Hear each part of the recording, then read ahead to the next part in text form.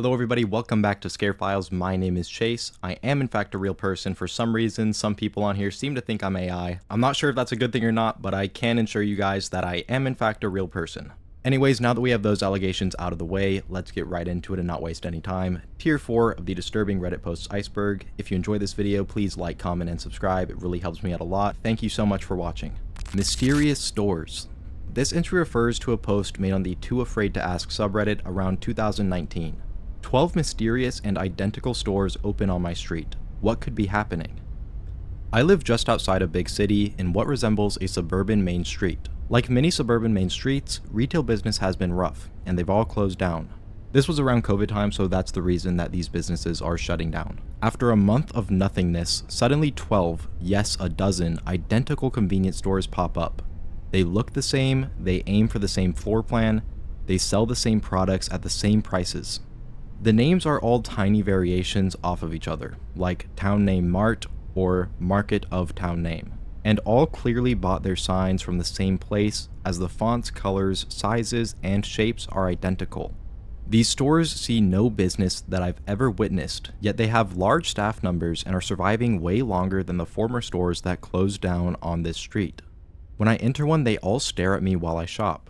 I don't usually get nervous, but it feels like they're staring at me threateningly rather than intently. They only accept cash unless you pay some $50. Most of their products are Walmart brand Great Value products being resold for higher prices. Most of the products are expired food products. I bought bread from one without checking because I was in a rush, and it turned out it was 2 months expired. Upon returning to show them, I found that the entire shelf was expired foods. What was even grosser was the dairy cooler, which had ancient milk products. I'm so confused. I feel like I'm in an episode of The Twilight Zone. What's probably happening here? Update 1. Stayed late at work and didn't end up going yesterday. Sorry for the swarm of people who did remind me with one day. I'm reading through the comments to determine what to do, if anything at all. Sorry for less than eventful update, but given how many people were saying I was gonna die, I'm just gonna point out that I'm alive and well. The update is in response to OP promising to take pictures of these stores, which obviously a lot of people in the comments wanted to see, but OP never ended up actually providing these pictures, and it led a lot of people to dismiss this story as fake, with other people who believe the story to be real citing money laundering, drug moving, or even possible human trafficking as possible explanations. I was in a cult. This entry likely refers to a post made in the Confessions subreddit in 2017. I say likely because there is apparently a ton of Redditors who have at one point been involved in a cult. This post has since been deleted, but it is archived online. Firstly, apologies for my anonymity. I don't want this to get back to me, but I haven't told anyone about this and I need to get it off my chest. 3 years ago, when I was in college, I was suffering with severe depression. I took medication and attended therapy and group therapy. One day in my group therapy, our therapist told us that there's a man here to talk to us. For reasons, let's call him Bob. Bob was really energetic, really friendly, and understanding. He spoke to us on our level, a bunch of vulnerable teenagers. He told us about a group therapy holiday. We go away over the summer holidays and do some cool things like rafting, rock climbing, etc. He explained that it was completely free because the college would pay for us to go, and it lasts 5 weeks. Not many people were interested, but I decided to ask him a few questions after the session. He told me that it was all about adventure, making friends and having fun, whilst continuing our therapy. I asked for some details off him, but he didn't have a card, so he asked for mine.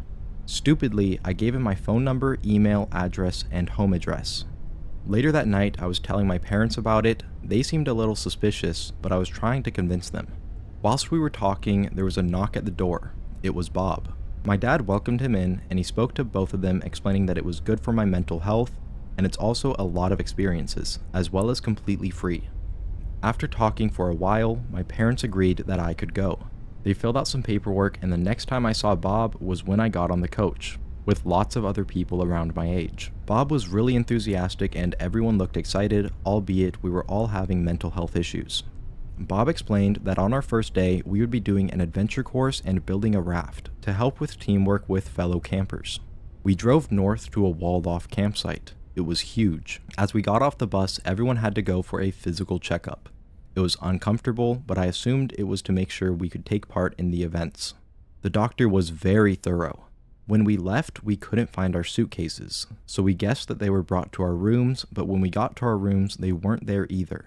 I asked Bob, and he said that we weren't allowed them, and we weren't allowed phones either. He asked for all our phones, me and the other boys in the room refused, but then he said that it was in the contract we signed. Reluctantly, we all gave up our possessions, and he gave us these ugly tracksuits to wear because we didn't want to get our nice clothes dirty.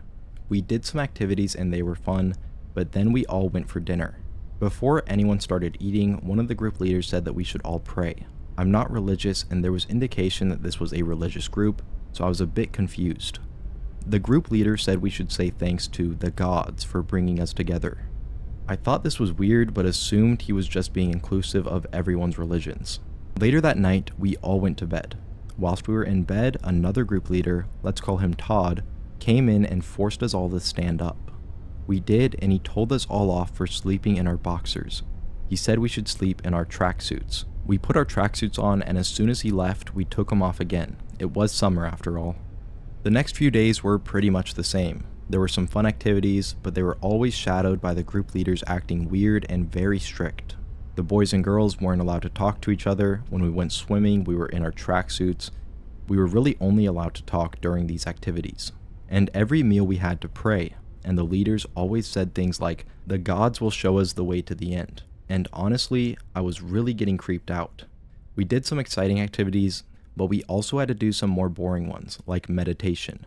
They also told us that if we wanted to stay after the 5 weeks, we could stay, and we could invite our families to live with us. One evening, I asked Bob if I could call home just because I wanted to talk to my family. He said that my family was already told that I arrived safely, and I'm happy. I tried to argue it, but he was determined to not let me contact my family until the 5 weeks were up. I didn't know where they took my suitcase, so I had no way of contacting them. That evening, there was a campfire event. It was integrated with a group therapy session. I asked to use the bathroom in the main building and sneaked off. There was a small office that was empty and the lights were off, so I went in and used the phone to call my home phone. I told my mom what was happening, and she said that they would come and get me straight away. In the back of the office was another room filled with suitcases and a plastic box filled with phones. It took a while to find my phone, but I stuck it in my pocket, then tried to look for my suitcase. Whilst I was looking, Todd walked into the office and caught me. He practically dragged me out and sat me down in the hallway, yelling at me for disobeying the rules. He said I was trying to get my clothes and it was a sin to be proud or something like that.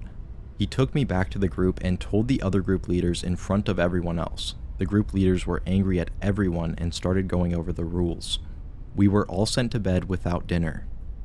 In bed, I was on my phone, texting my dad, who said they were arriving now. I made sure the other boys didn't see I had my phone.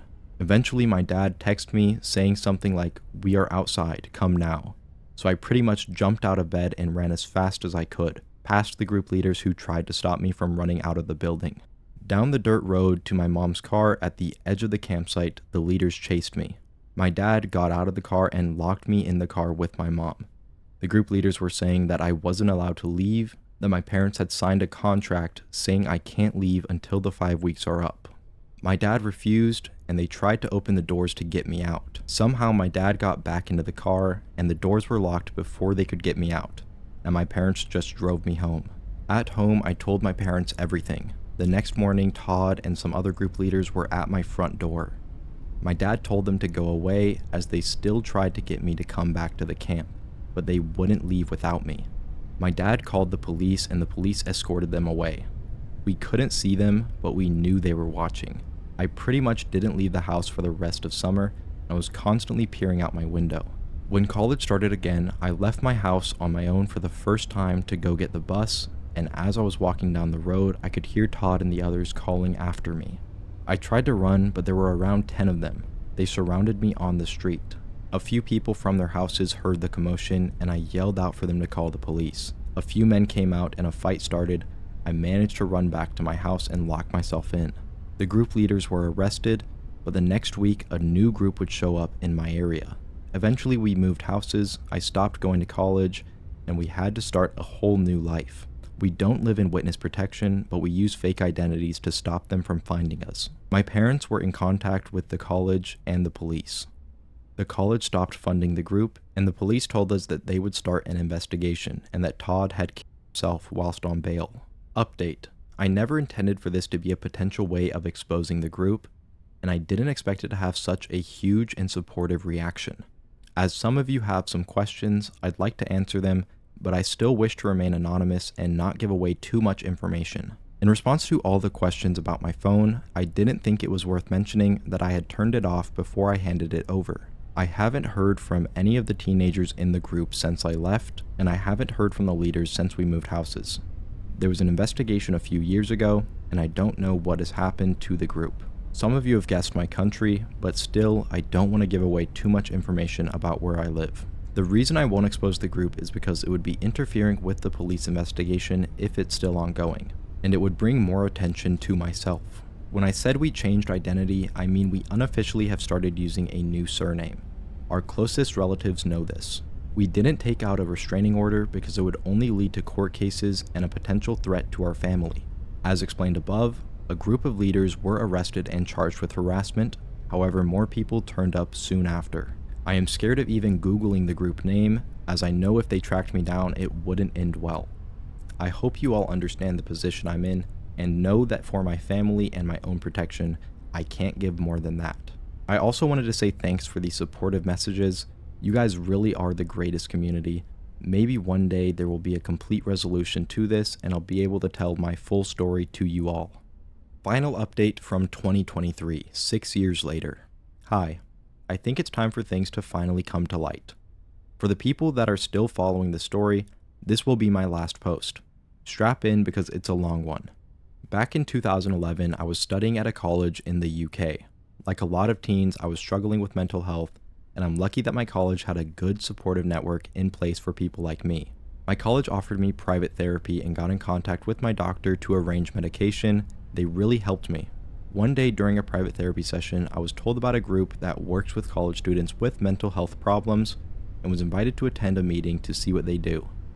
There were about 20 students listening to two men talking about an exciting opportunity for us, where they would take us to a camp where we could do adventurous things, such as rock climbing and archery.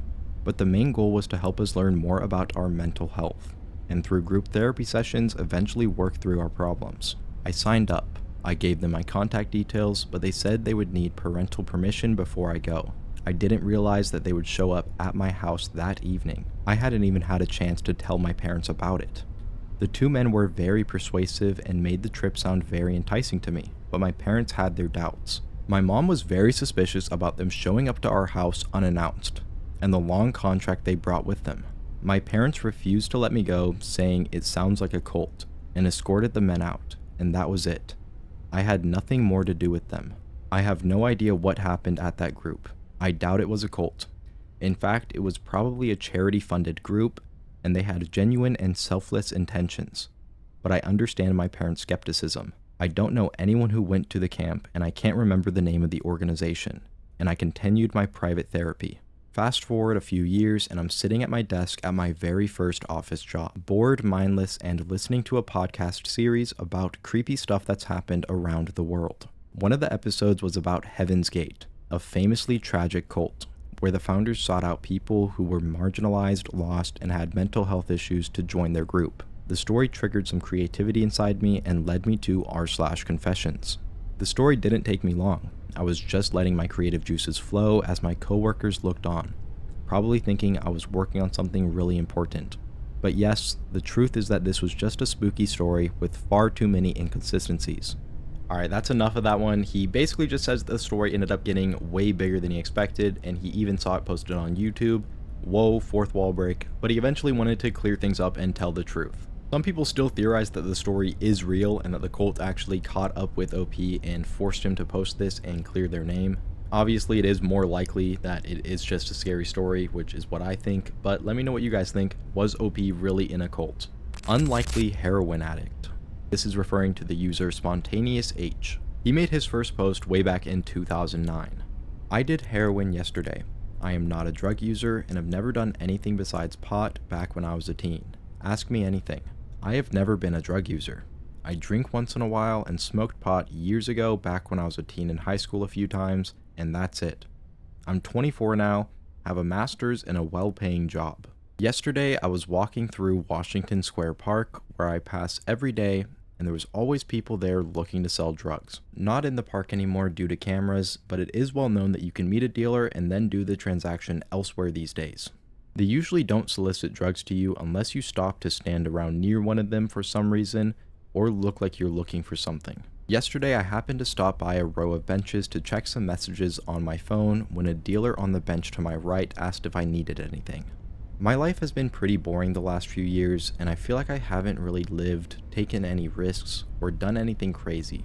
So I figured, what the hell, maybe I'll buy some pot. It's been a while. I said yeah, and after asking me several times if I'm a cop, he gives me his number and tells me to meet him at a fast food place several blocks away and he will hook me up.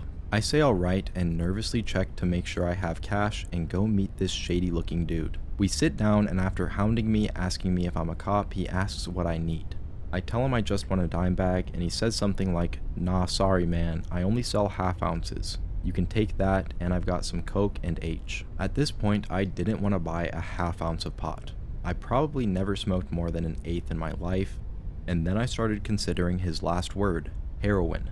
I've heard so much about it and how crazy addictive it is, and seen it in the movies and TV. I'm thinking The Wire here, one of my favorite shows, and it really started to intrigue me.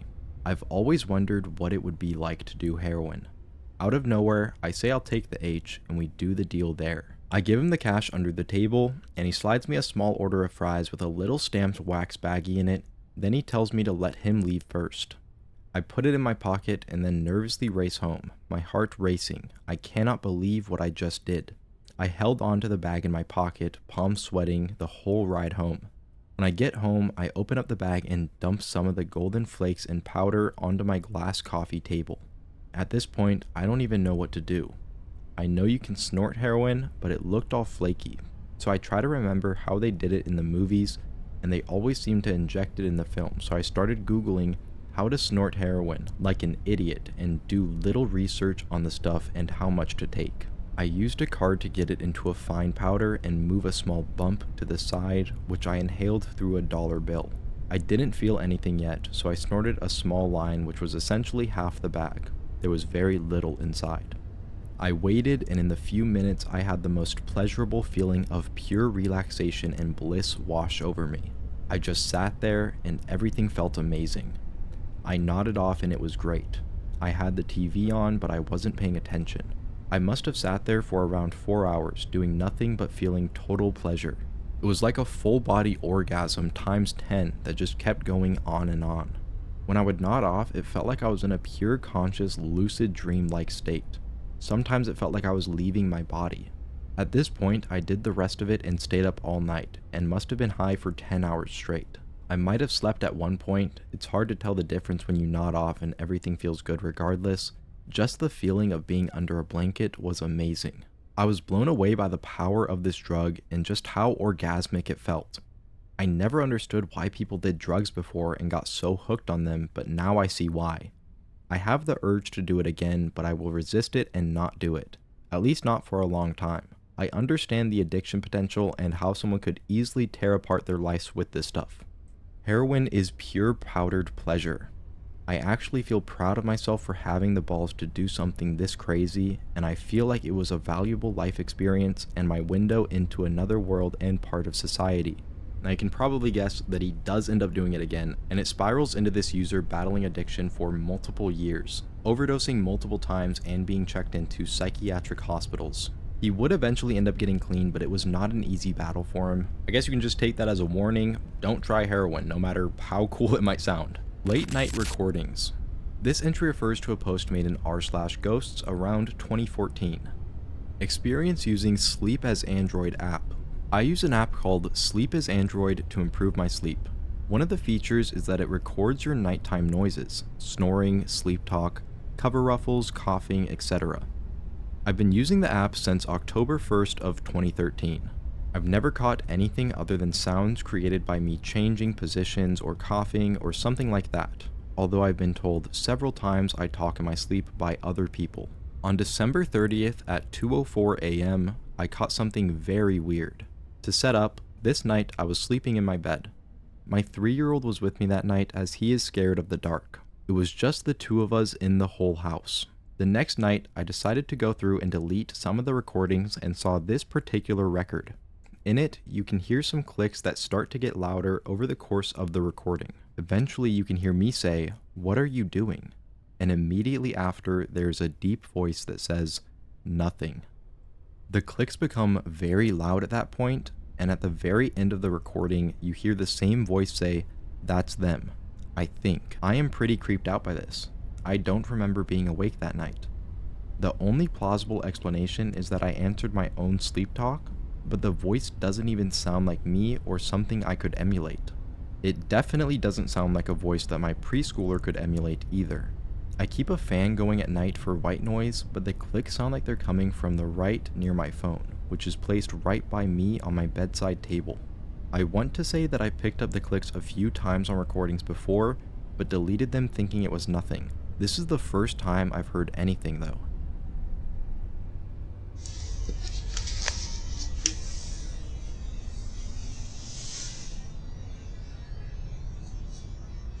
What are you doing? Okay.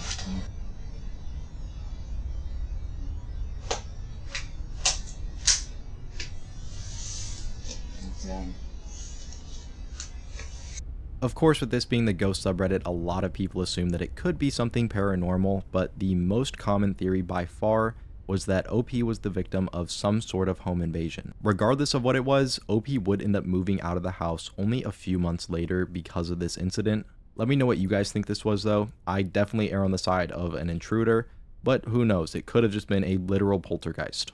Datura. This entry just refers to the existence of Datura. Datura is an extremely potent deliriant hallucinogenic that is known to produce lifelike hallucinations and a psychosis that lasts for around 3 days. The most infamous use of Datura on Reddit comes from the user Flip'n'Flop. In 2017, he made the post, "Finally got my hands on some Datura. How much should I take?" Hi guys, I finally got some Datura to try out. I'm free tomorrow and I have the house to myself, so I am really excited to try the effects of this interesting plant. I have around 60 seeds, some dried flowers, and leaves. How much should I take for a nice first time trip? I was thinking of crushing up some seeds and making tea with them. Drink the tea and smoke a couple leaves while the tea is starting to take effect. Would 15 seeds be enough? Sources on the internet tell me a regular dose is around 10 to 20, but I've seen some talk of 30 plus seeds. Thanks guys. Edit. Slowly drank the tea in about half an hour. Didn't taste too bad. Not feeling much yet. I'll check back with you guys in about an hour or so. Literally everyone in the comments told this guy to not do this because despite it being a horrible time and a nice first time trip dose not really existing, it's also extremely dangerous and can literally kill you. And OP would never check back in again, but he would leave a couple more comments, including under his own post, google.com, how normal again, stop now. And under a short clip of two mammoths fighting in totally accurate battle simulator posted in r/gaming, he would write, "Please, these big dog are fighting, not okay."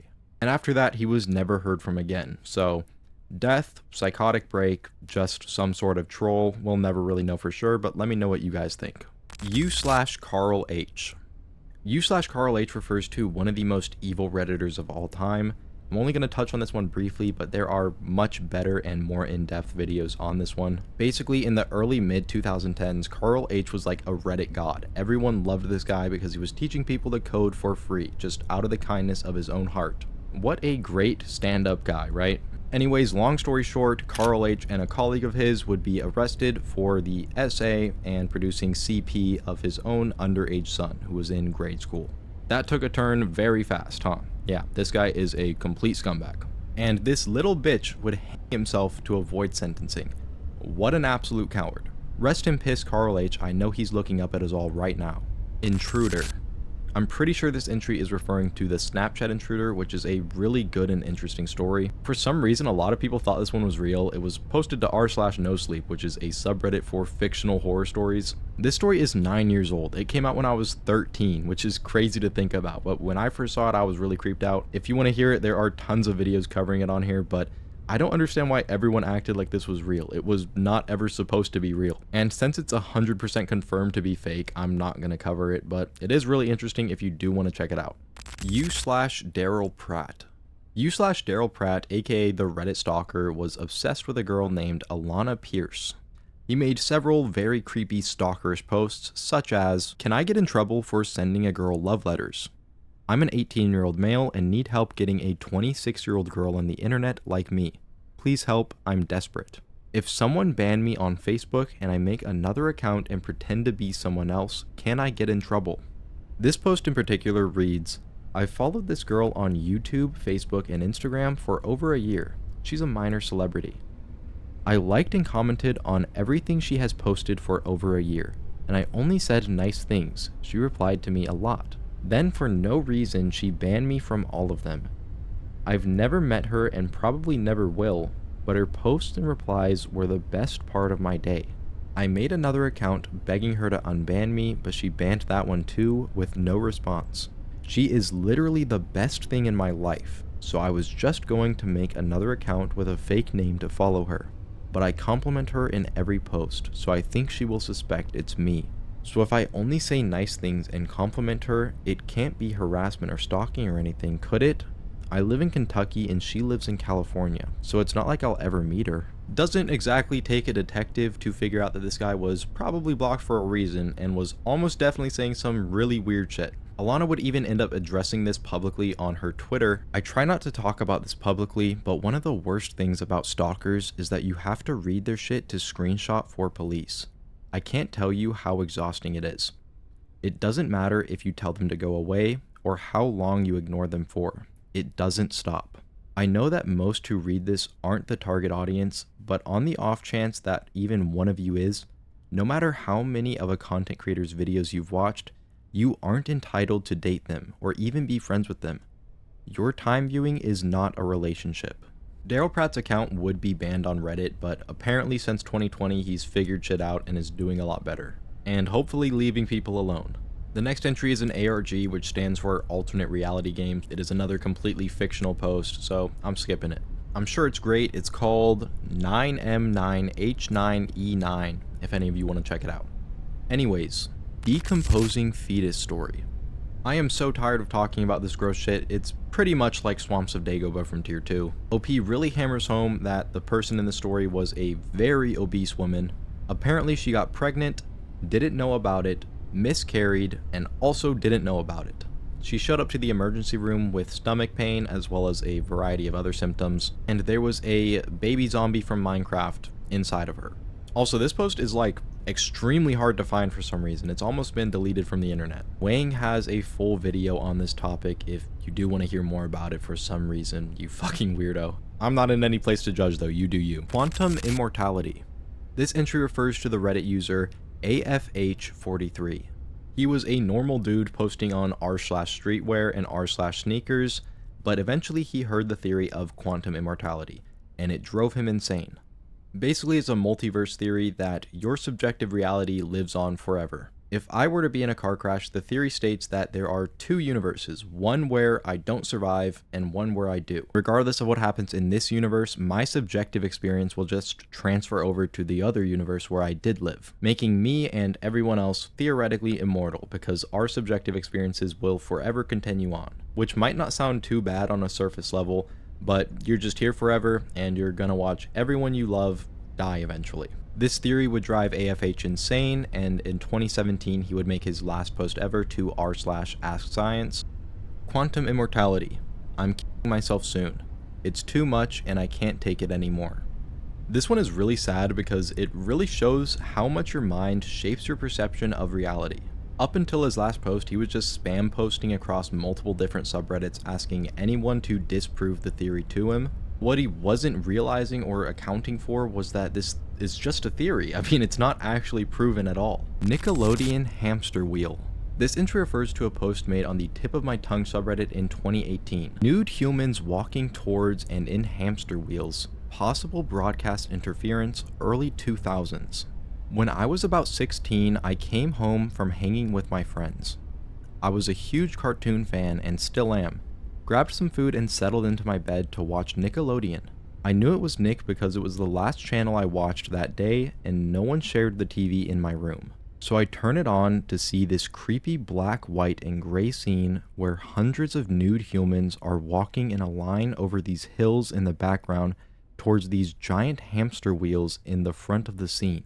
They're walking towards the wheels as a few people are already in the wheels, walking endlessly and mindlessly in this robotic, zombie-like state. The people walking towards the wheels are also in a similar state, as if there's no life within their eyes. They're just cold and robotic. There's this wind-like noise whistling in the background. It looks real, not animated. And as I watch in awe at this dark scene, I ask myself why Nick would have something so live and non-action really, as the entire scene keeps just repeating itself of more humans walking towards and in these hamster wheels.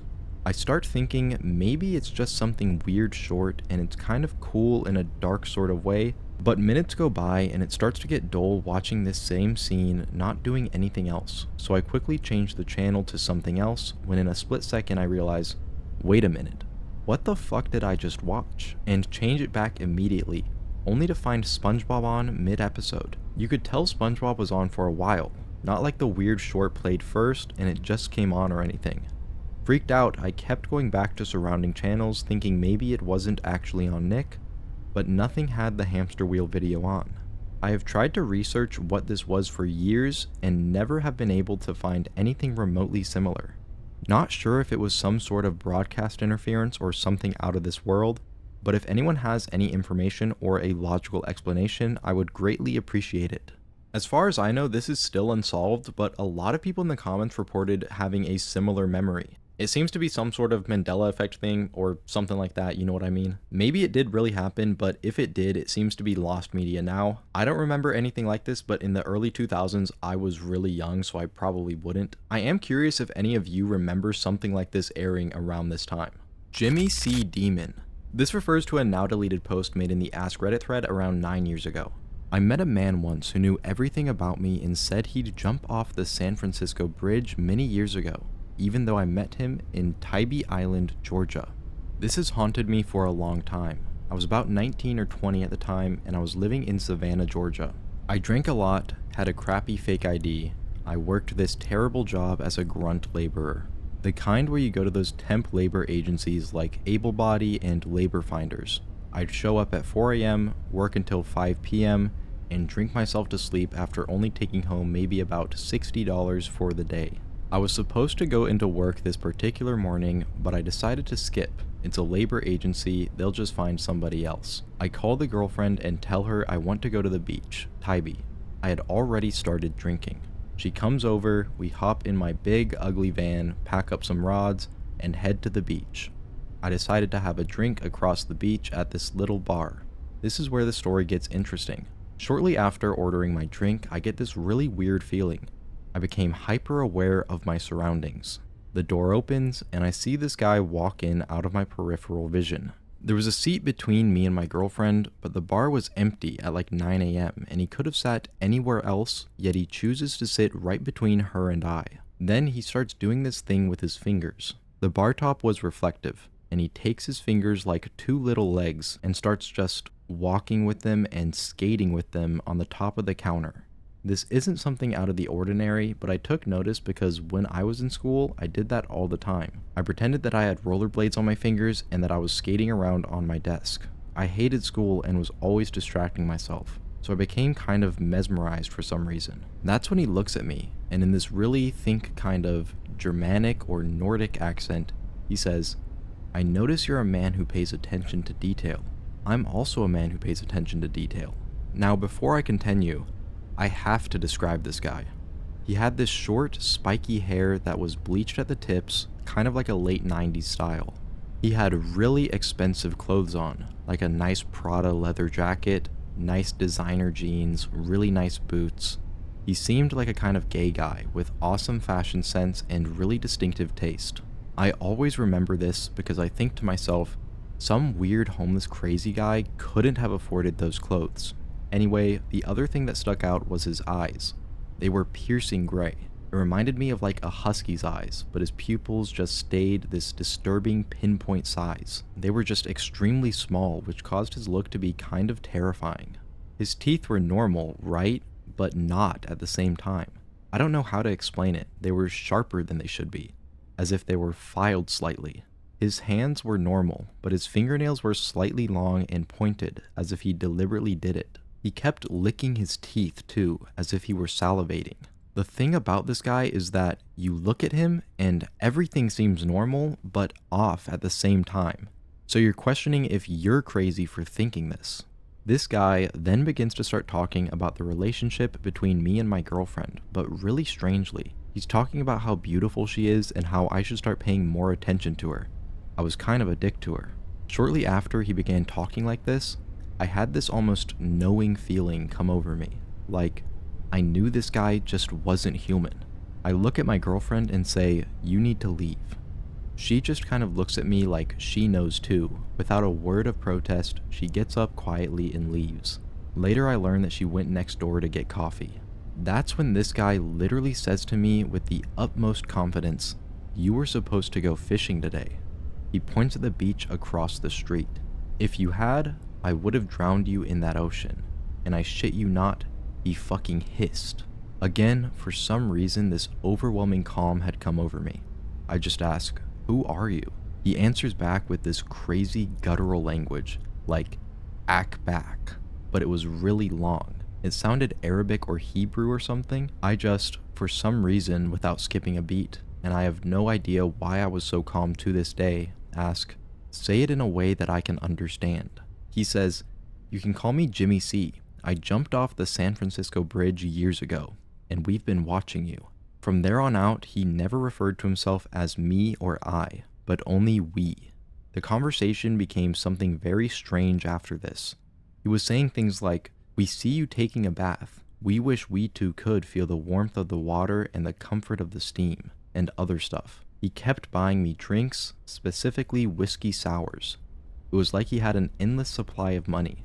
He smoked Marlboro ultralight cigarettes. After I don't know how long, because I lost sense of time kind of, I told him I'm going to leave. I walk next door, I get my girlfriend, and she's stone silent. We start driving home, don't say a word, then I just ask, "Do you know what that was?" And she just says, "That was a demon." This girl had parents that were scientists. She was really analytical, completely non-religious, and that was the first thing that came out of her mouth. Now, I didn't say this before because to me, this is the most important aspect of the story, so I'll just say it now, because it's what's happened after this that screwed me up for fucking years. The last thing this Jimmy C guy said to me before I left is this: "Look at my car." I look outside, I see one of those newer Volkswagen Beetles. It was white. What does the license plate say? I look at the plate and it literally says "Fierce." He looks me dead in my eyes and says, "The next time you see me, I'll be driving a black Mercedes and the license plate will say Utopia." Stupid, right? That night, I was still calm. I don't know why. I felt like that guy on Office Space after his hypnotherapist died right in front of him and he was weirdly zen. But my girlfriend started having terrible nightmares of this guy's head just staring at her in her dreams. Weeks went by, and that's when the encounter started affecting me. I found myself becoming paranoid about that black Mercedes. Every black car I saw, I checked if it was a Mercedes. If it was, I immediately looked at the license plate. I started doing it when I watched TV or movies as well. I couldn't stop. Now, I'm just gonna fast forward a bit. About 10 years go by, I'm 29, so this is just recently, and in silence when I'm alone, when I'm drinking, I often think about this encounter. I still look at black Mercedes every time they pass, but I'm not so much anxious about it anymore as curious. And I remember that my girlfriend at the time always kept a journal. By now I'm pretty sure that I'm insane. Maybe I was drunk, maybe I'm not remembering any of this correctly. After years of trying to find news articles of a Jimmy C that committed suicide off the San Francisco Bridge, looking at black cars, and so on, I feel like I'd grow out of it. Yet still, I had to know. So last year I tracked down my ex-girlfriend. We ended on bad terms. I find out she's a school teacher in Wisconsin, has married a woman, and is actually trying to have a child. I figure she's not going to talk to me, but I sent her a Facebook message anyway. I ask her if she can find the journal from that day because I have to know if her events line up with mine. Sure enough, she had it, and it contained even more detail than what I remembered, because she had literally written it at the coffee shop next door right after it happened. Strangely, shortly after the OP posted this to Ask Reddit, the moderators would take it down. A lot of people believe that it has something to do with OP giving out this guy's license plate, but they wouldn't just delete the post, they actually banned him from the subreddit altogether, which for some reason to a lot of people adds credibility to OP's story. The user who originally posted this would eventually end up deleting their account, and we'll probably never know if this story was real, fake, exaggerated, but since this original post, a lot of other people have come forward, especially on Reddit, claiming to have their own encounters with Jimmy C. Demon. Which, huge coincidence, right? They read this Reddit story, and then suddenly, oh, they run into him too.